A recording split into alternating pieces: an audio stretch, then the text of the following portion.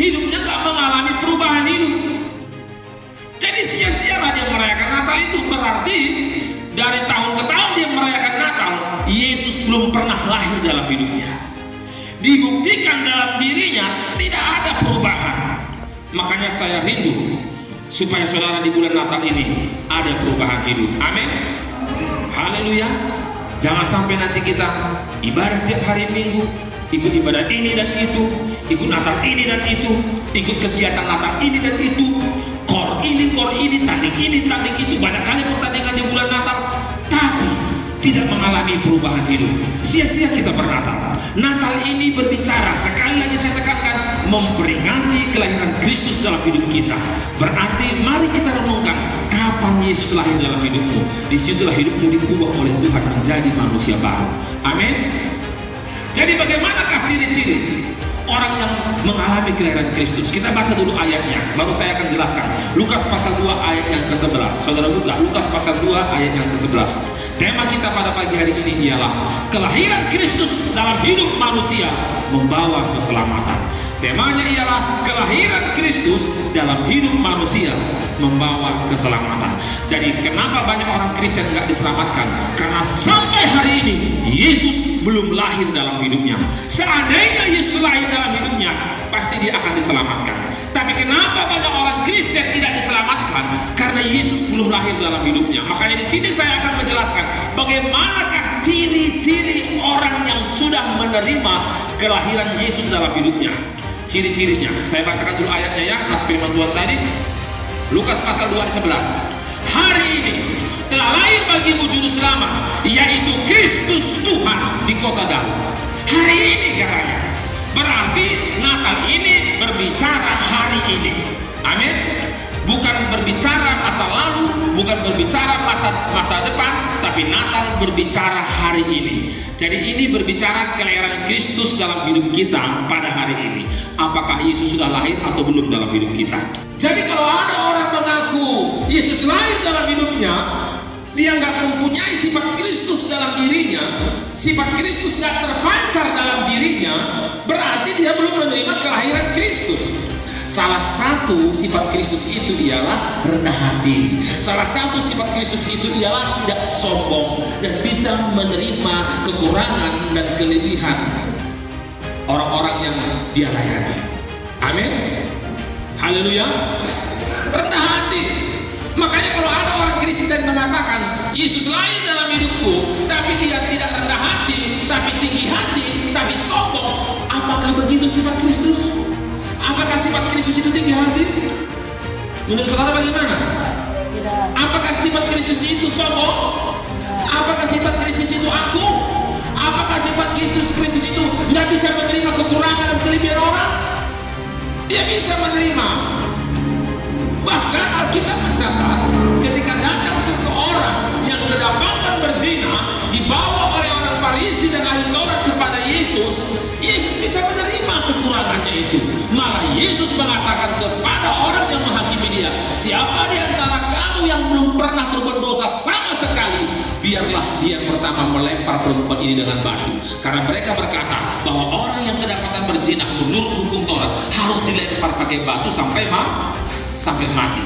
Yesus mengatakan, siapa di antara kalian belum pernah berdosa, silahkan melempar perempuan ini dengan batu.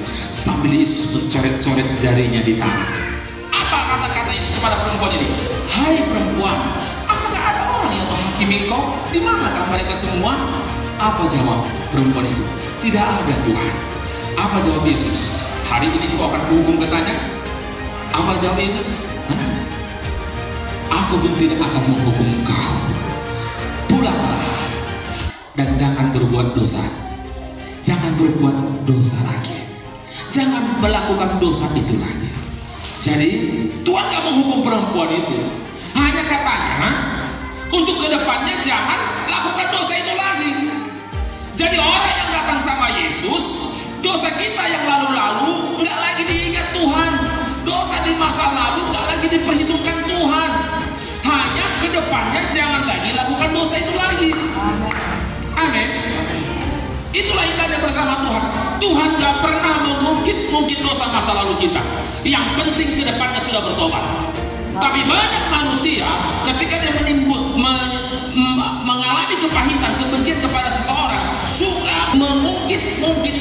masa lalunya. Yesus nggak seperti itu. Yang penting ke depannya sudah bertobat, udah lunas. Begitu dia. Kalau kita enggak, kalau yang dulu ini itu tambah sakit kali kuras. Itulah dia. Mengungkip-ungkip dosa masa lalu. Makanya yang penting ke depannya sudah pemberesan selesai di mata Tuhan. Itulah sifat Kristus yang harus dimiliki orang Kristen kalau sudah bertobat. Amin. Dia rendah hati, tidak sombong, dia bisa menerima semua kalangan. Sebanyak apapun dosa manusia dia terima, dan bagaimanapun sifat-sifat manusia, karakter manusia yang dihadapi, dia tetap menerimanya.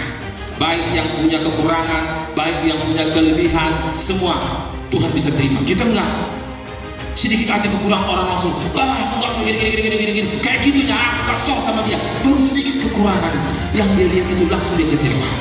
Bayangkan, baru ketika ada kelebihan seseorang dia nggak terima. Iya, kalau kayak gitunya aku pun bisa katakan lagi. Dia bisa menerima kekurangan dan kelebihan seseorang. Kalau Tuhan mau bagaimanapun kekurangan kita, mau bagaimanapun kelebihan kita, Tuhan sanggup menerimanya. Amin. Itulah salah satu yang Tuhan ingin dimiliki orang yang sudah menerima kelahiran Kristus dalam dirinya, mempunyai yang namanya apa tadi, sifat Kristus. Yang kedua ialah mereka memiliki karakter Kristus. Katanya Yesus sudah lahir dalam hidupnya, tapi masih gampang tersinggung dan susah mengampuni dan masih gampang menyimpan dendam. Apakah begitu karakter Kristus? Menurut saudara bagaimana? Karakter Kristus itu nggak gampang tersinggung. Karakter Kristus itu gampang melepaskan pengampunan dan tidak pendendam. Makanya dia nggak mencelakai orang yang menyalibkan dia. Malah di kayu salib dia mengatakan, Bapak, ampunilah mereka, karena mereka tidak tahu apa yang mereka perbuat. Tuhan melepaskan pengampunan buat orang yang menyalibkan dia. Itulah salah satu ciri-ciri orang yang memiliki karakter Kristus. Ada mengaku Yesus lahir dalam hidupnya, tapi wow, sedikit aja disinggung, tersinggungnya bertahun-tahun. Haleluya. Sedikit aja tersakiti, wow, dendamnya bertahun-tahun. Baru sedikit, nggak mau mengampuni.